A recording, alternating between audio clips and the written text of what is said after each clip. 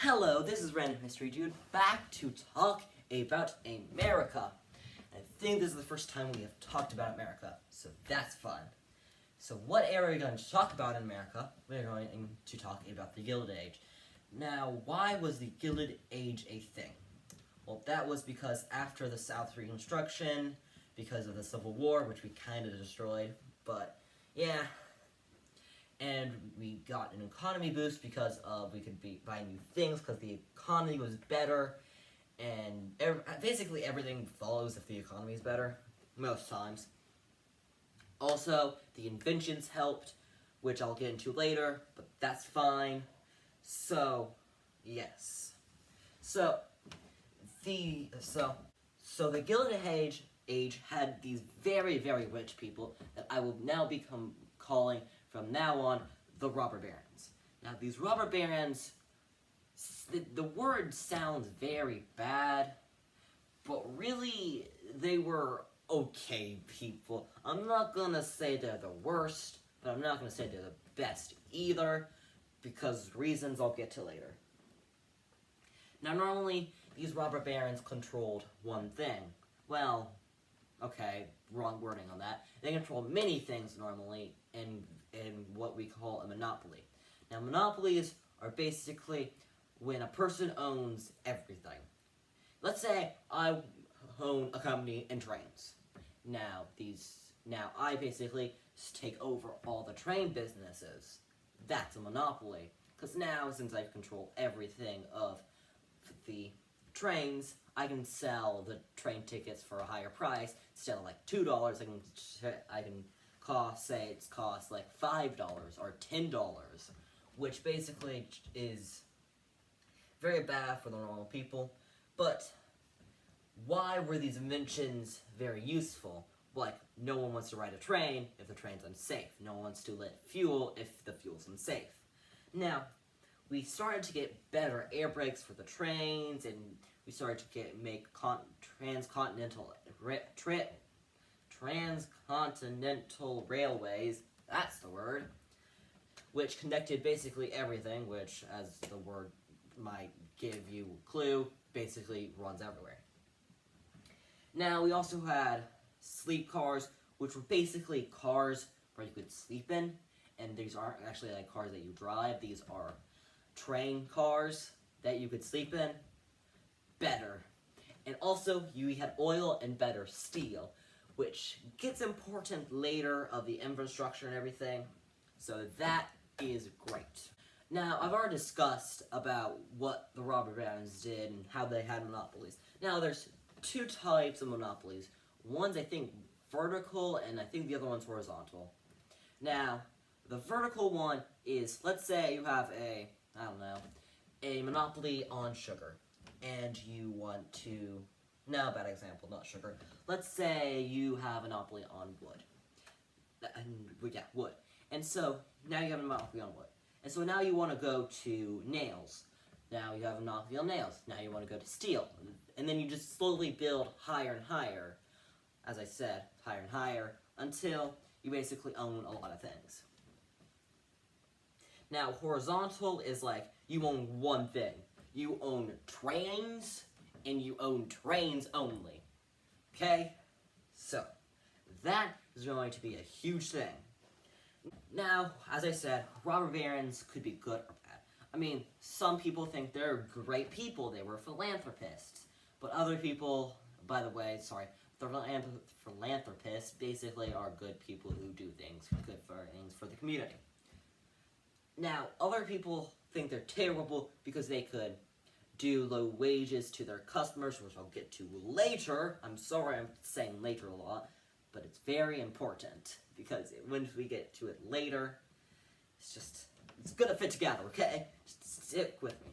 So, okay, as I'm gonna now go on about their bad. Now, good is kind of outweighed by bad, but it's your personal opinion. I don't care. Leave in the comments.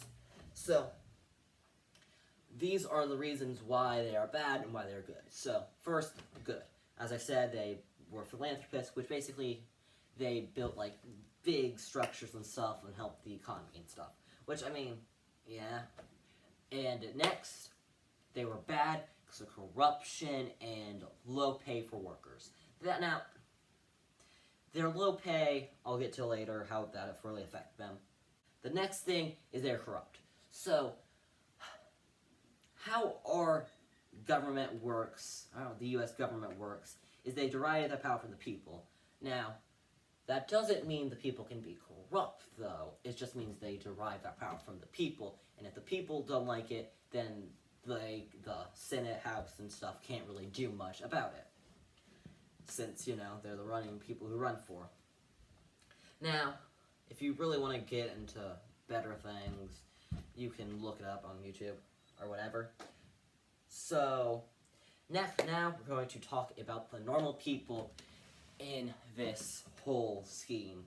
Now, the normal people were normally immigrants. Most immigrants. Normally they came from, West Europe. I don't know why they came, but mostly push and pull, which I'll get to later. As I said, later. And since they were immigrants, they were basically trapped there because most people spend all their money getting to the country, and you're not going to spend all your money getting back to the country you just came from, because, why would you go back from a country you just moved away from? But okay, so normal people were not happy with this at all because of the low wages and terrible working conditions. Now, some places have better working conditions. America has probably one of the best working conditions in the whole world. I'm not going to say they're the best, but I'm not going to say they're the worst either. Now, there are some countries that do not care. They just want you to make the product as fastly and efficiently as you can. They don't care if you're going to lose a hand. They just want the product done. Okay? Now, they had extremely, and I mean extremely long hours. They had, what? I forget. Let's just say, they worked 12 hours a day. And sometimes, basically 12 hours a day. Which, yeah, that's fun for them.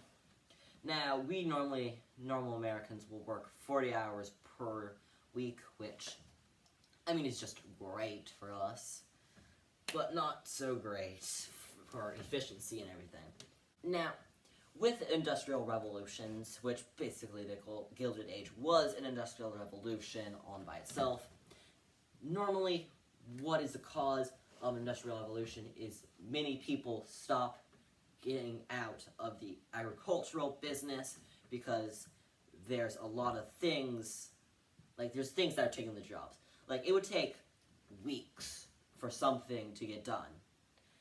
You would have to cut your fields, then you have to let it dry, then you have to take it out, then you have to grain the grain, then you take the grain out and everything.